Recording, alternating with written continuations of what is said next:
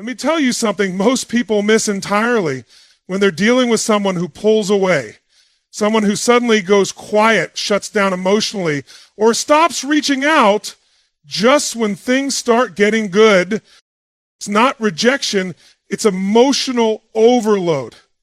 And that's a concept you need to burn into your brain. You see, when an avoidant withdraws, it's not because they're losing interest. It's because interest, connection, intimacy, the very things we all crave, feel like an attack on their nervous system. For them, closeness doesn't feel safe. It feels like exposure. It feels like risk. The very idea of letting someone in, letting you in, triggers their internal alarm system.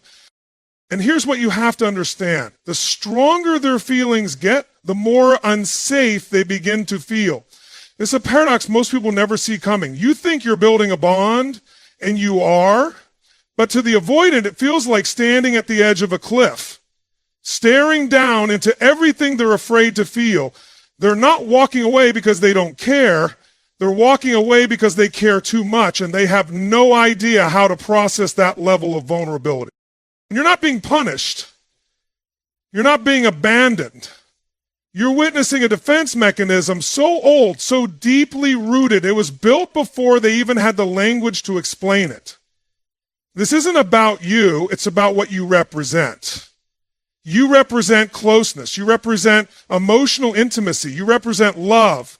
And for an avoidant, that is overwhelming. Let's go deeper. Think psychologically. When someone is emotionally avoidant, they didn't choose that wiring. It was shaped by early experiences, childhood trauma, inconsistent caregiving, emotional neglect, or simply being punished or shamed for expressing vulnerability. All of it creates a powerful internal blueprint. One that says, when I feel too much, I lose safety. When I depend, I get hurt. So now as an adult, the very moment they start catching real feelings, their subconscious kicks in and says, shut it down, pull back, get control. Not because they want to sabotage love, but because their nervous system has associated love with danger, not security. Now imagine the confusion they live with, because consciously they want love, they want connection like anyone else. They want to be seen, heard, understood.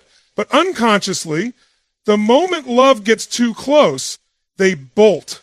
And the saddest part, they often hate themselves for it. This is the invisible war avoidants fight every day. The war between their desire for intimacy and their terror of it.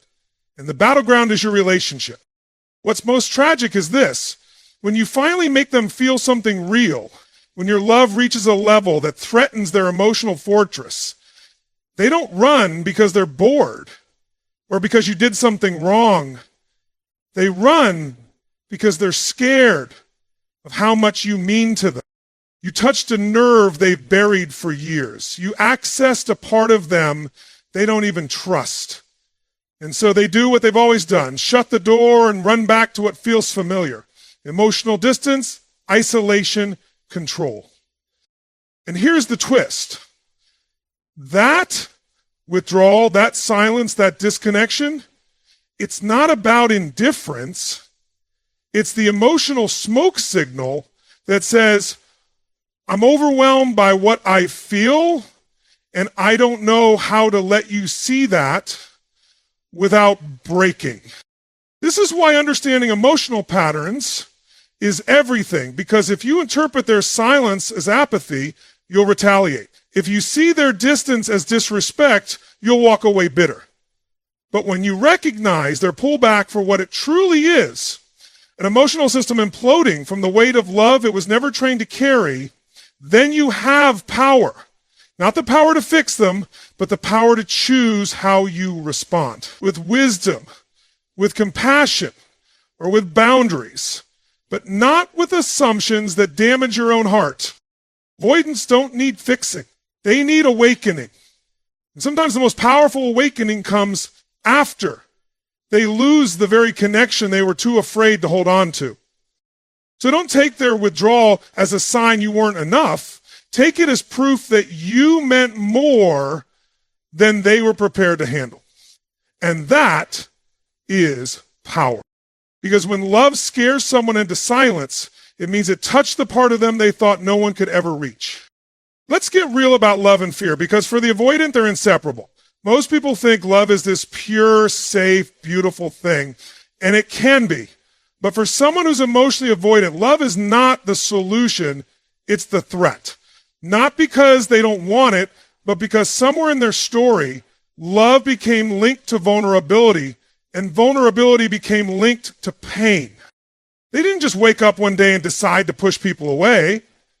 That reflex was built brick by brick through a lifetime of emotional learning. Maybe it started in childhood, a parent who was emotionally inconsistent. One day warm, the next cold. Or maybe they had to become emotionally independent too early, forced to suppress their needs to survive in a home where needing love meant you get punished, ignored, or shamed. So what did they learn? They learned that love comes at a cost. That's the foundational trauma of the avoidant mindset. It's not that they don't feel. It's that their system tells them feeling too much is dangerous. Depending on someone is a liability. Getting too close means giving up control. And worst of all, letting someone in means giving them the power to hurt you. That's the wiring they carry into every adult relationship. So when they meet you, when someone like you shows up, someone safe, open, consistent, emotionally intelligent, their instinct isn't to lean in, it's to retreat. Because real love, healthy love, actually amplifies the terror they buried for years. It's like emotional TNT. The more beautiful the connection, the more it mirrors what they've always craved but never trusted. And that's when they run. Not because you're doing anything wrong. In fact, it's usually when things are going right that the panic sets in. When you're warm, accepting, present, that's when the avoidance starts to feel most exposed. That's when the emotional ghosts from their past start screaming, this is too close. This is too much. You're going to get hurt. That fear doesn't show up as a tearful breakdown. It shows up as silence, detachment, dismissiveness, the sudden shift, the vague messages, the canceled plans. And you're sitting there thinking, what just happened? One minute they were all in, the next they're emotionally gone. But here's what happened. The idea of needing you scared them more than the idea of losing you. Read that again, because that is everything. They would rather risk the pain of losing someone they love than face the trauma of needing someone and being let down. That's the emotional logic driving their behavior. It's not personal, even though it feels personal. It's not cruel, even though it feels cruel. It's just self-protection. It's armor. Think about it like this. If every time you touched fire, you got burned, you'd stop touching it, right? Now, imagine someone comes along and says, hey, this fire's different. This one won't hurt you. You might want to believe it. But your body remembers the scars. That's what it's like for avoidance. You're the fire. They see your warmth, they crave it, but they don't trust that it won't burn them. So they flinch, they freeze, they leave. And the tragic irony, the ones who trigger this response the most are usually the ones who are most capable of giving them the love they've always needed. So what do you do with this? You stop internalizing their fear as your failure. You stop chasing their approval as if it's proof you're lovable. You recognize the difference between someone withdrawing because you're not enough and someone withdrawing because you're too much for their old trauma to handle. This is where your power lies. Not in fixing them, not in begging for their presence, but in understanding that their withdrawal says more about their wounds than your worth. Because when someone is terrified of love, it means they know how powerful it is. It means they've felt it deeply. And they're not running from you. They're running from the part of themselves they've spent their whole life avoiding. So here's your truth. Don't mistake emotional fear for emotional absence. Sometimes the loudest silence is a scream from the heart, a heart that never learned how to feel safe being seen. Let them run, let them hide, but never let their fear rewrite your value. Because the kind of love that scares someone into hiding, that's the kind that changes people. And not everyone's ready for that kind of transformation. Let's talk about control, because for an avoidant, control is everything. It's not just about choosing when to text or when to be emotionally available. It goes far deeper. For the avoidant, control is the very mechanism by which they protect their identity and preserve emotional survival. Love, for them, is not just intimacy. It's chaos. It's unpredictable.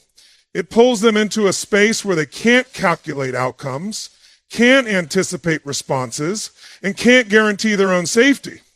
And when that starts to happen, when you come too close, when you hit that emotional nerve, their internal system flips into panic mode. So they retreat, not because they don't feel anything, but because they feel everything. And in that tidal wave of emotion, the first thing they reach for is control.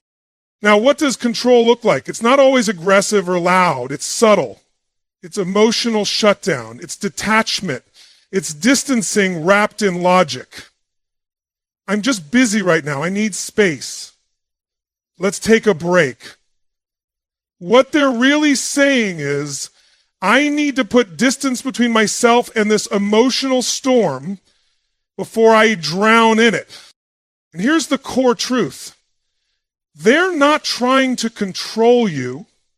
They're trying to control their feelings about you because you've awakened something inside them they haven't felt in years, maybe ever. And that kind of emotional exposure feels like standing naked in front of an army with no shield. So what do? They armor up, they shut down, they try to regain dominance over their emotional world the only way they know how, by retreating from the very thing that made them feel. This is why the closer you get, the more they pull back. You're not the problem, you're the trigger. You represent love. And love, to the avoidant, feels like a loss of emotional independence. It disrupts the illusion that they don't need anyone. It cracks the belief that they're safer alone. And when that belief system begins to collapse, it's not beautiful, it's terrifying. Because they're not just losing control of their emotion, they're losing control of the story they've told themselves their whole life, that needing others is weakness. And here's the paradox. The very thing they fear losing, control, is the one thing love refuses to negotiate with. Because real love demands surrender. Not weakness, not submission, but surrender. The kind where you let someone see you, know you, feel you. And for the avoidant, that kind of surrender is foreign territory. It's like speaking a language they never learned but were expected to master. So when they go back to what's familiar, distance, silence, emotional detachment, because that's the arena where they feel powerful. That's where they're not at risk. That's where they're in control. But don't confuse control with confidence. They're not pulling away from power. They're pulling away from powerlessness, from the fear of needing you, from the fear of being hurt by you, from the fear that if they let go, they'll lose themselves in the intensity of how they feel. And this is the tragedy. They push away the one thing that could liberate them from that fear, genuine connection. But they can't see that in the moment. All they see is emotional chaos, and their survival response says, get out, get distance, get control. So what do? You don't chase, you don't beg, you observe. You recognize that their silence isn't rejection, it's regulation. That their withdrawal isn't dismissal, it's defense. You see their pattern for what it is. An emotional firewall built in childhood, reinforced by pain, and now standing between them and the very love they crave. But you also hold your ground. Because your love isn't a prison, your love isn't a threat. Your presence is not chaos. And if they ever want to experience the fullness of what you offer, they'll have to make the courageous choice to step beyond the illusion of control and into the real power of emotional vulnerability. Because that's where the transformation begins. So here's the truth you need to carry with you. If they pulled away, it's not because you were too much. It's because they were losing control of the armor that protected them for years. You didn't break them. You broke through. Sometimes That's the scariest thing love can ever do. It's hard to accept, but sometimes the act of pulling away is the loudest declaration of love an avoidant can make, even if it's wrapped in silence, distance, or confusion. Most people assume that when someone disappears emotionally, they've lost interest. They assume that detachment means detachment. But in the avoidance world, the opposite can be true. They don't pull back because you mean nothing. They pull back because you might mean everything. Avoidants aren't emotionally shallow. That's a myth. They feel deeply, but their feelings are buried under years, decades, even of emotional conditioning that told them to be vulnerable is to be unsafe. To be emotionally exposed is to be powerless.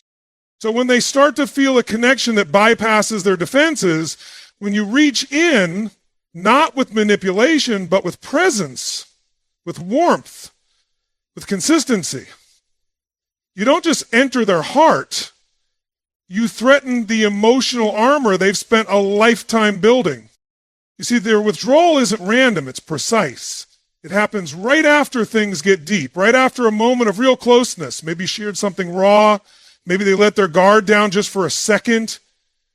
Maybe you saw the real them peek through, and then boom, silence. The texts slow down, the eye contact fades, they pull back into themselves like a frightened animal retreating into its den. Why? Because that moment of vulnerability was too intimate, too unguarded, too real. And real is scary when you've lived your whole life performing strength and independence. They're not used to someone seeing them, not the curated self, but the messy, afraid, unsure version underneath. And that version, it doesn't know how to receive love. It only knows how to defend against it. You're becoming emotionally significant to them. That's not just a shift in feelings. It's a threat to their identity. Think about that. Their identity has been shaped around not needing anyone, around being in control, around self-sufficiency at all costs. But when they start to fall for you, really fall, the ground starts shifting under them. They're no longer in control of their feelings. You're under their skin. You're in their thoughts. And now they feel dependent, not in a needy, clingy way, but in a vulnerable, oh my God, you could hurt me kind of way. And to them, that's terrifying because they've been here before. Not with you, but with people who made them believe love was conditional, love was abandonment, love was loss. Their body remembers what it was like to be open and hurt. So now when they feel you getting close, emotionally close, their system doesn't celebrate it. It panics. That panic shows up as withdrawal, as shutting down, as avoidance. It's not because they want to lose you, it's because they feel like they're losing themselves. The closer they feel to you, the more the illusion of emotional vulnerability begins to crack. You become a mirror, and what you reflect back is a version of themselves they've spent years suppressing. Someone who wants to be loved, wants to be held, wants to be known. But the moment that mirror gets too clear, they flinch. Because seeing that reflection means confronting everything they've denied. And here's the real kicker. They don't consciously understand this. Most avoidants aren't sitting there plotting emotional sabotage. They don't even know why they're pulling away. They just know something feels off. Something feels overwhelming. And their automatic response, retreat, self-protect, disengage, get back to safe emotional distance, fast. But what they're actually running from is you. Not because you're bad for them, but because you're good in a way that feels unsafe.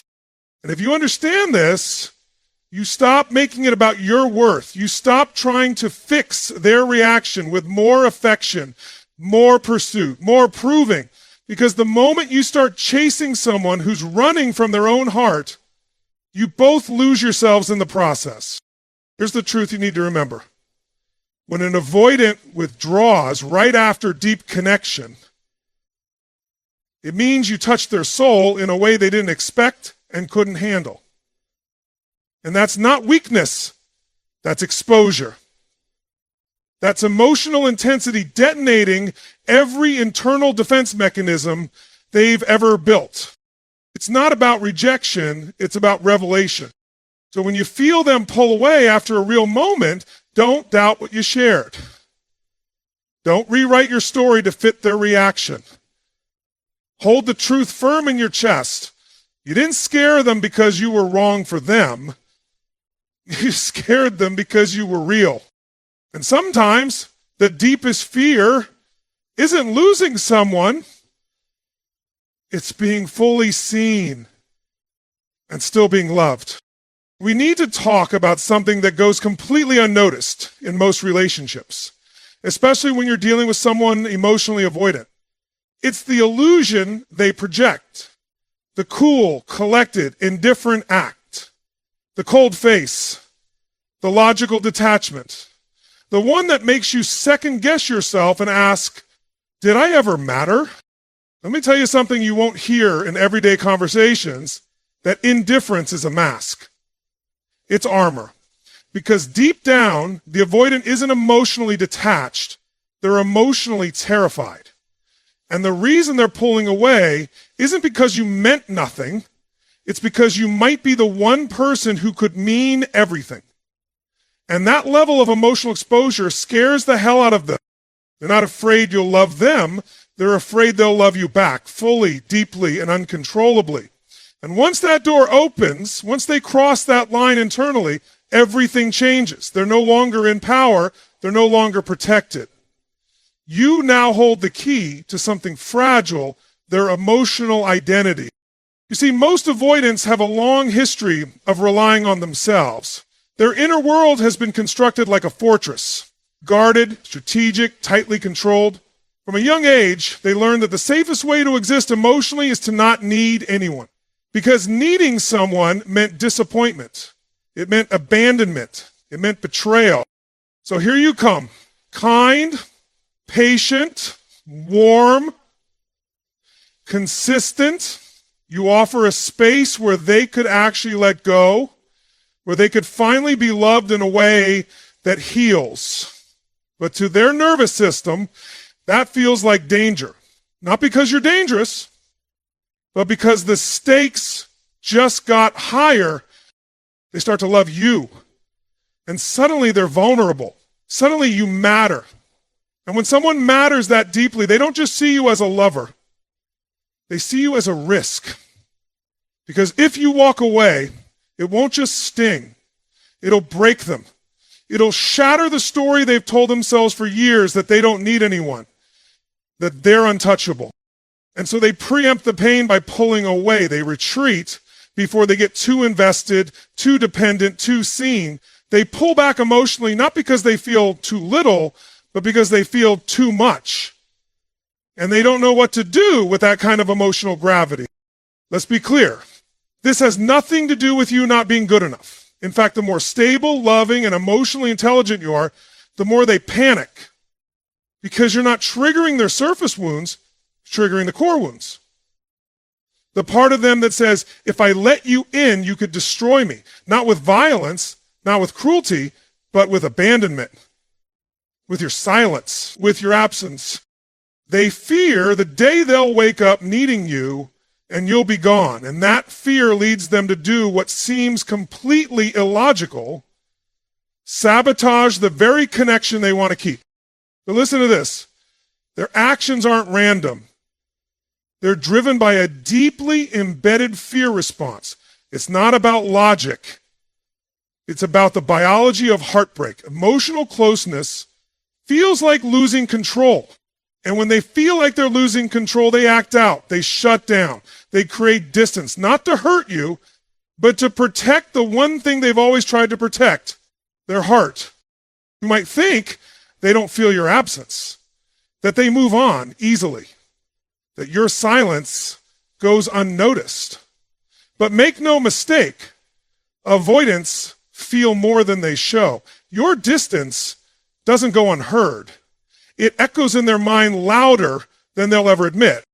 They just don't know how to confront it. They don't know how to say, I miss you, but I don't know how to trust you. I care about you, but I don't know how to let you close without losing myself. So instead, they stay silent. They pretend they're fine, but deep down, they are shaken. Your love got under their skin. And here's the punchline. They don't fear losing you nearly as much as they fear you seeing the real them and leaving anyway. They fear being emotionally naked and still being told they're not enough.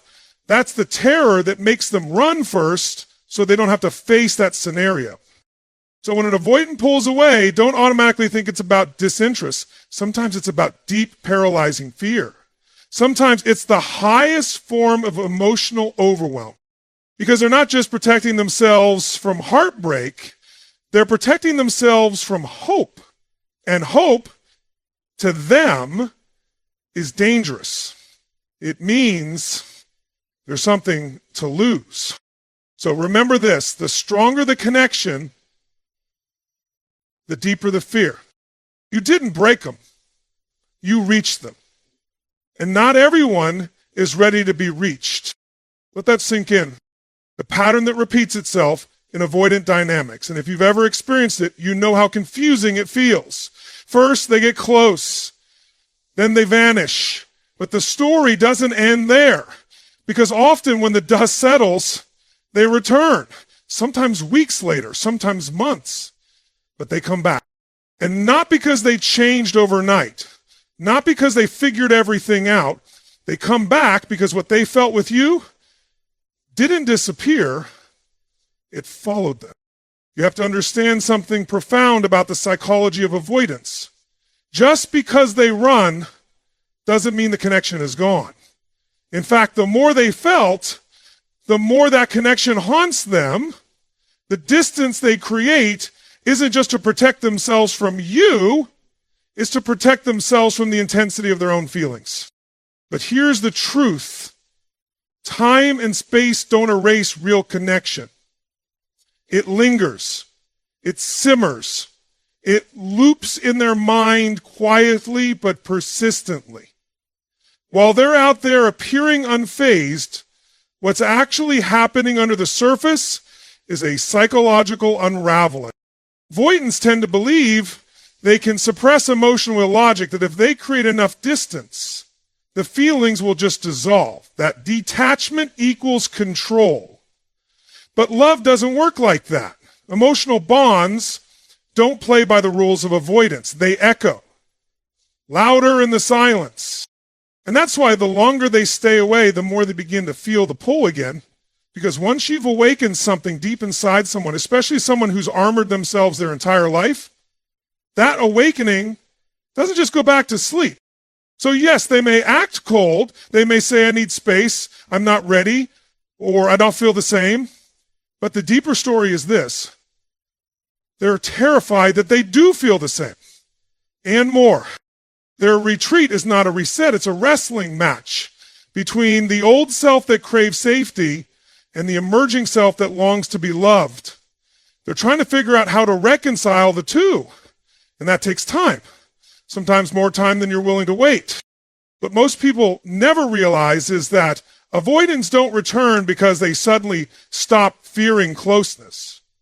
They return because the absence of connection begins to cost them more than the fear itself. They realize that all the solitude, all the silence, all the independence they once used as a shield, it no longer protects them. It isolates them. And that's when they start thinking about you, not just romantically, existentially. Plus the one person who saw me and didn't run. What if I pushed away the only love that didn't demand I be perfect? That kind of reflection doesn't happen quickly. Avoidants don't process in real time. They process in delayed waves. What hits you immediately, the absence, the pain, the questions, hits them later, when life quiets down, when they have no one to distract themselves with, when the mask of indifference begins to crack. And let me be clear, this isn't about waiting around. This isn't about tolerating emotional breadcrumbs. This is about understanding the psychological dance that takes place when someone is both scared of intimacy and drawn to it at the same time.